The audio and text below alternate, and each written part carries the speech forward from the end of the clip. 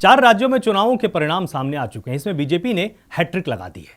लेकिन इसी बीच में कांग्रेस के लिए भी एक बड़ी खुशखबरी सामने आई, वो है तेलंगाना राज्य।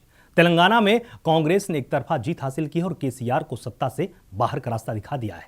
आखिर इन चुनावों के बीच में जो एक सबसे ज्यादा चर्चा का विषय बना रहा, वो था मोदी की गारंटी वाला एक डायलॉग। इस डायलॉग से आखिर क्या कुछ हुआ, इस पर पेश है एक खास रिपोर्ट।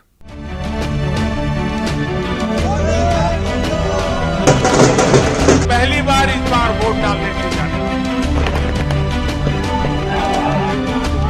से हमारी सरकार बनेगी। 23 में जीत ताबड़तोड़, मोदी का नहीं जोड़, सेमीफाइनल की जीती बाजी, देश मोदी पर राजी, मोदी ही चेहरा, बीजेपी के सिर सेहरा।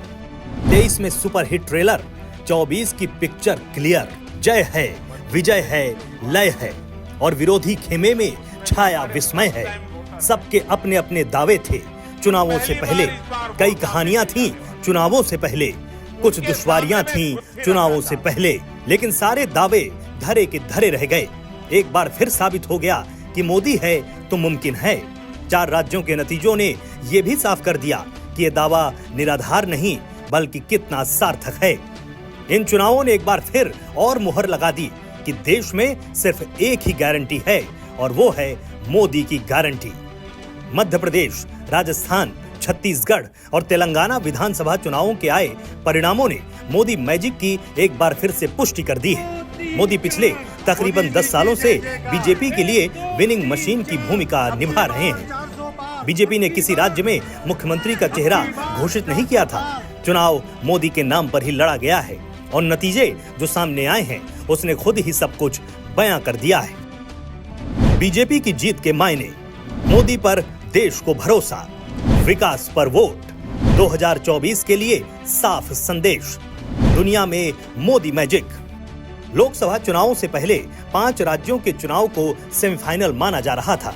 बीजेपी ने पूरा चुनाव प्रधानमंत्री नरेंद्र मोदी के चेहरे को आगे करके लड़ा। नरेंद्र मोदी ने भी आक्रामक अंदाज में प्रचार किया और लोगों से कमल के फूल पर वोट देने की अपील की। इसका असर नतीजों में दिख रहा है। आइए जानते हैं कि बीजेपी की जीत के बड़े फैक्टर क्या रहे। बीजेपी की जीत के बड़े फैक्टर, पीएम मोदी ने खुद मोर्चा संभाला, दिग्गजों को मैदान में उतारा, हारी हुई सीटों पर ज्यादा फोकस, सरकारी योजनाओं से सीधे जोड़ा। 5 राज्यों के नतीजों के बाद जहां एक तरफ बीजेपी के खेमे में खुशी का माहौल है, तो वहीं दूसरी तरफ कांग्रेस और विपक्षी पार्टियों के लिए ये एक बड़ा झटका माना जा रहा है। इंडिया गठबंधन बड़े बड़े दावों के साथ जनता के बीच गया, लेकिन ढाक के 3 पात।